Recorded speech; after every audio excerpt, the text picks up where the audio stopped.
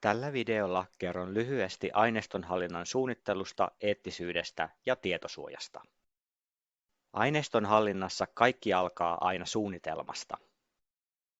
Aineistonhallintasuunnitelma tehdään aina, kun kerätään tai tuotetaan tutkimusaineistoa. Aineiston koolla ei ole väliä, myös pienet aineistot ansaitsevat hyvää hallintaa. Suunnitelma tehdään myös kehittämishankkeissa, sillä useimmiten myös niissä kerätään tai tuotetaan aineistoa. Aineistonhallintasuunnitelmasta on suositeltavaa laatia alustava versio jo rahoitusta hakiessa.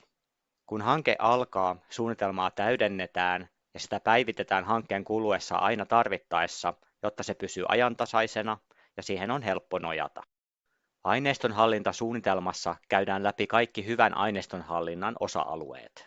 Siten se toimii esimerkiksi tarkistuslistana sille, että kaikki tarvittavat asiat on huomioitu. Jo suunnitteluvaiheessa kannattaa huomioida, että vain hyvin hallittua aineistoa voi jatkokäyttää myös tulevaisuudessa. Suosittelemme aineistonhallintasuunnitelman tekoon DMP-tuulityökalua. DMP-tuuli on verkossa oleva työkalu, jota ylläpidetään kotimaisin voimin. DMP-tuulista löydät Metropolian oman mallipohjan ja ohjeet aineistonhallintasuunnitelman tekoon. Sieltä löytyy myös joidenkin rahoittajien valmiita mallipohjia. Suunnitelma on ladattavissa myös omalle koneelle, esimerkiksi PDF-muodossa. Lisäksi suunnitelman voi jakaa verkossa editointi- tai lukuoikeuksilla myös muille, jolloin se voidaan laatia yhdessä kumppaneiden kanssa. DMP-tuulista löytyy myös Metropolian kommentointipalvelu, eli voit pyytää asiantuntijaa kommentoimaan suunnitelmaasi yhtä nappia painamalla. Metropolialla on ohjevideoita aineistonhallintasuunnitelman tekoon DMP-tuulissa, jotka ohjaavat sinua kohta kohdalta eteenpäin.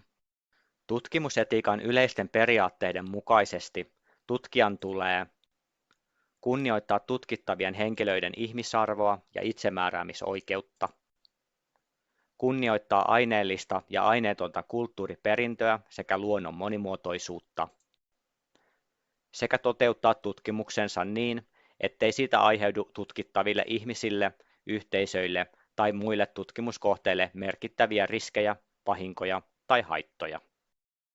Tutkimuseettisiä kysymyksiä pohditaan myös aineistonhallintasuunnitelmassa, jota voit käyttää riskien arvioinnin ja hallinnan apuna. Aineiston hallintaan vaikuttaa se, onko tutkimuskohteena ihminen, jolloin tulee huomioida myös ihmiseen kohdistuvan tutkimuksen eettiset ohjeet. Vaikka tutkimuskohteena ei olisikaan ihminen, tutkimukseen saattaa silti liittyä myös muita eettisiä kysymyksiä, joita suunnitelmassa tulisi pohtia. Metropolia on sitoutunut muiden suomalaisten korkeakoulujen tavoin hyvään tieteelliseen käytäntöön, jota noudatamme TKI-toiminnassa, opetuksessa ja ohjauksessa. Silloin kun tutkimuskohteena on ihminen, pohdittavana on ainakin muutamia asioita. Ensimmäinen on se, tarvitaanko eettistä ennakkoarviointia. Sen tarkoituksena on varmistaa, ettei tutkittavia vahingoiteta eikä heille aiheudu tutkimuksesta haittaa. Lisätietoa eettisestä ennakkoarvioinnista löydät Metropolian verkkosivuilta. Jos tutkittavat ovat jonkin organisaation edustajia tai jäseniä, organisaatiolta tulee pyytää tutkimuslupaa tutkimuksen toteuttamiseen. Jos keräät henkilötietoja, sinun tulee myös huomioida tietosuojaa koskeva lainsäädäntö. Henkilötietojen keräämiseen ja käsittelyyn tarvitset aina käsittelyperusteen, joka voi olla esimerkiksi tutkittavan antama suostumus tai yleinen etu. Vain tutkimuksen kannalta välttämättömiä henkilötietoja saa kerätä, älä siis kerää niitä varmuuden vuoksi. Henkilötietojen kerääminen, säilyttäminen, käsittely ja tuhoaminen on suunniteltava etukäteen ja kuvattava nämä selkeästi ja ymmärrettävällä tavalla tietosuojaselosteessa. DEPIA eli tietosuojaa koskeva vaikutusten arviointi voi olla tarpeen esimerkiksi jos käsittely on laajaa, käsittelet arkaluontoisia henkilötietoja tai poikkeat rekisteröidyn oikeuksista. Selvitä ennen aineiston keruuta, tarvitseeko sinun tehdä DEPIA. Lisätietoja löydät Metropolian tietosuojaohjeista. Keskeinen eettinen periaate on myös se, että tutkittavan osallistuminen on vapaaehtoista. Tästä syystä tutkittavalle tulee kertoa selkeästi ja ymmärrettävästi tutkimuksen tarkoituksesta, sen tekijöistä, siihen osallistuvalle mahdollisesti kohdistuvista riskeistä tai haitoista, osallistumisen ja tietojen antamisen vapaaehtoisuudesta sekä muista tutkimukseen liittyvistä asioista. Metropolian Intrasta löydät tutkittavan informointiin mallipohjan.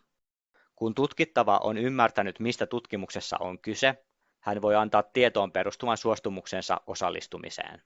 Metropolian Intrasta löytyy myös kirjallisen suostumuksen antamiseen tarkoitettu lomakepohja.